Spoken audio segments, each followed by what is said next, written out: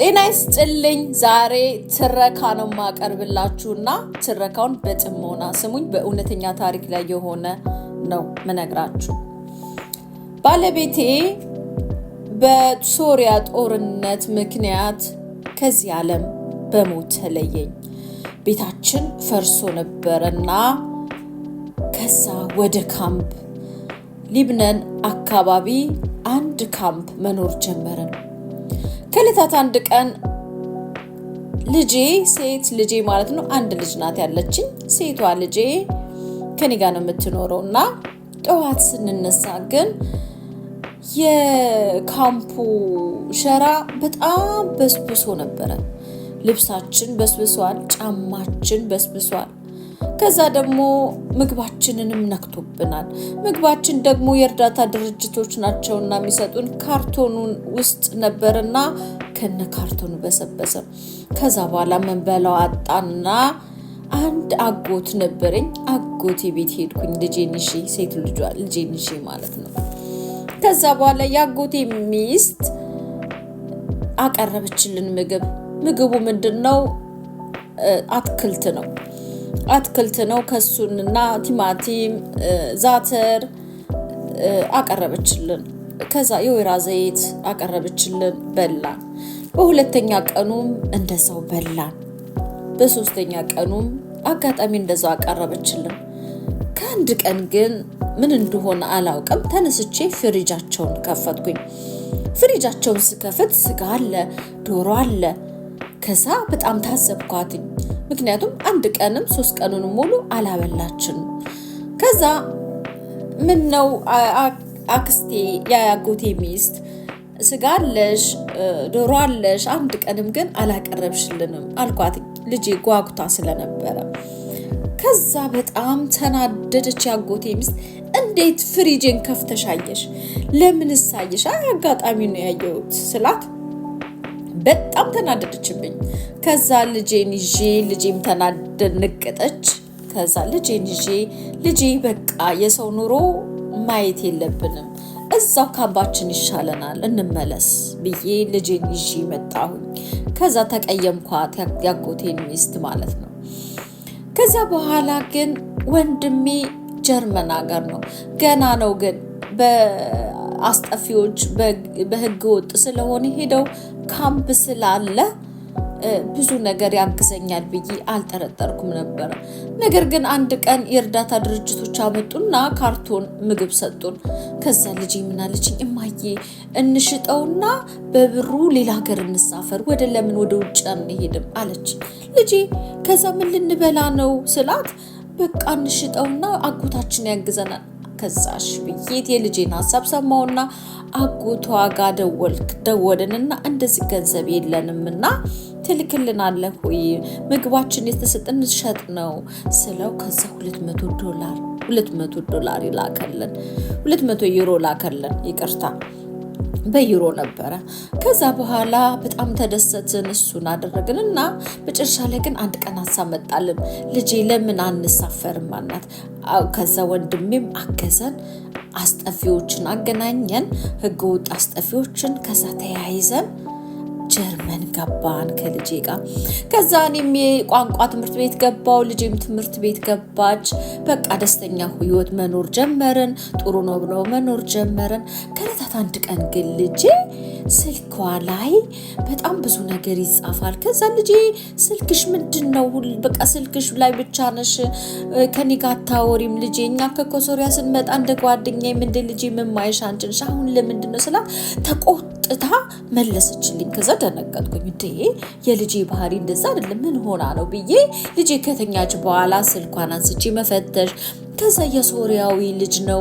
እኔ ከእናትና ከአጎቴ ጋር መጣላት አልፈልግም ስትለው ምን ብሎ ይመልስላታል? ኖ እዚህ እኮ እንደ ሶሪያ አይደለም፣ የፈለግሽውን የማድረግ መብት አለሽ፣ አንቺ ነሽ በራስሽ ላይ የምታዝው። አጎትሽም ሆነ እናትሽ መጥፎ ነገር ከተናገሩሽ ኢብን ማሳሰር እንደምትችይ ታውቂያለሽ ብሎ መለሰላት። ከዛ አይ እኔ ካጎቴና ከእናቴ ጋር መጣላት አልፈልግም ብላ መለሰችልኝ። ያንን ባየው ጊዜ ደነገጥኩኝ። እንዴ ልጄ ጓደኛዬ ከሶሪያ ድረስ መከራ አይተን የመጣ ነው እንዴት እንደዚህ ትላለች ብዬ በጣም ደነገጥኩና ሄጄ መኝታ ቤቷ ቀሰቀስኳት። ከዛ ጮኩባት። ይሄ ማን ነው ብዬ ጠየቅኳት። ከዛ በኋላ እማዬ ይሄ የሆነ ልጅ ምንድነው ለምንድነው ስልኬን የምትፈትሽው ምናምን ብላ አፈጠጠችብኝ። በጣም ደነገጥኩኝ። እንዴ ልጄ እንዴት እንደዚህ ታፈጭብኛለሽ? እንዴት እንደዚህ ይለናል እሱ? እንዴት ሊያሳስረን እሱ ያስባል? እንዴት አንቺ ምንሽ ነው ምናምን ስላት ከዛ በጣም መጨረሻ ላይ እሷም ምንጭቅጭቅ አረገችኝ። የማላቃት ልጄ በጣም ደነገጥኩኝ። ተነሳውና በጥፊ ደረገምኳት። ከዛ በጣም ተናደደች። አትነኪኝ ምናምን አፈጠጠችብኝና ከዛ ተነስታ ሄደች። መኝታ ቤቷን ጓ አርጋ በሩን ዘጋችሁ። ከዛ በኋላ በበነጋታው ግን እማዬ በጣም ይቅርታ በቃ ሁለተኛ ከሱ ጋር እንትን አልልም እንደዚህ እኮ ብሎኝ ነው ብላ አለች።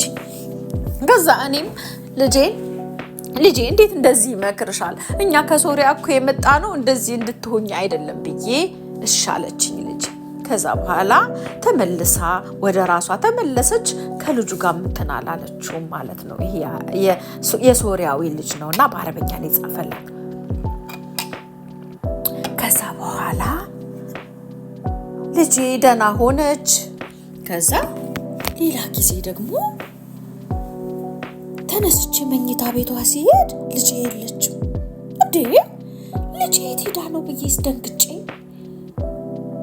የት ነሽ ስላት ስልኳ ስደውል አታነሳም። ከዛ በኋላ አምሽታ ከሌላ ሰው ጋር መጣች።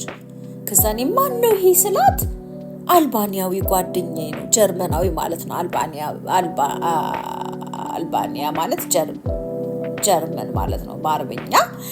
ጀርመናዊ ጓደኛዬ ነው አለችኝ ማለት ነው። እሺ ያልኳት።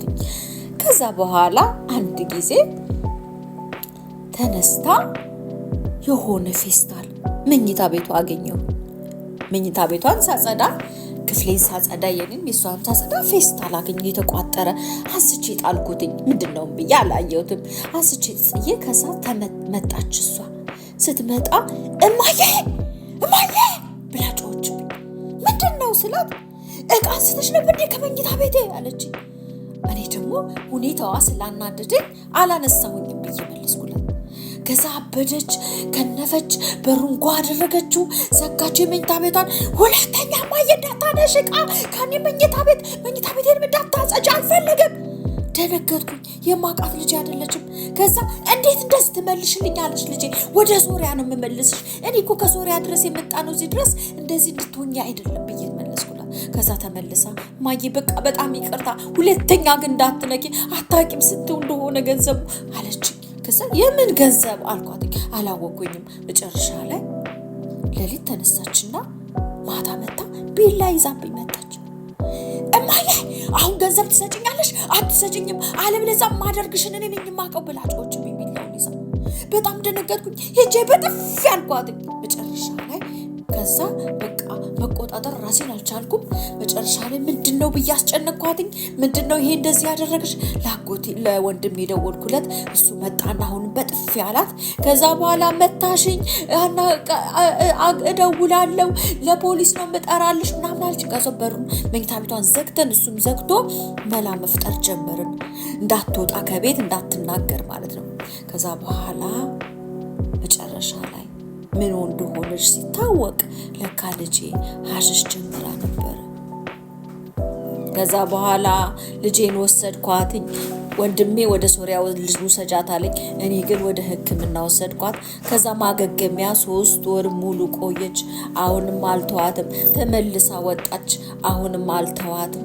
መጨረሻ ላይ አገግማ ከሐኪሙ ጋር ተነጋግሬ እየሄድኩኝ እየጎበኘኋት ደህና ስትሆን ተመልሳ መጣች ቤት። አሁን ደህና ሆነችልኝ ልጄ።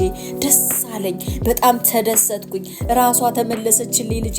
ልክ እንደ ጓደኛዬ የድሮዋ ልጄ ሆነችልኝ። ከዛ በኋላ ደስ ብሎኝ እያለ መጨረሻ ላይ ልክ 16 ዓመት ሲሞላት ልጄ ምን እንደሆነች ሳይታወቅ ተመልሳ ያባህሪዋ ለካ ከዛ ከጀርመናዊው ጋር ፍቅረኛዬ ነው አገባዋለሁ እሱ ነው ለካ የሚሰጣት።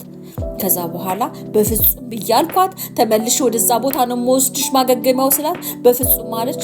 አንድ ቀን ተነስታ ጠፋች። ከዛ ተገናኝተን አናውቅም። ልጄን አጣኋት። ከልጁ ጋር ጠፉ። እኔ አልድርሽም ስላልኩ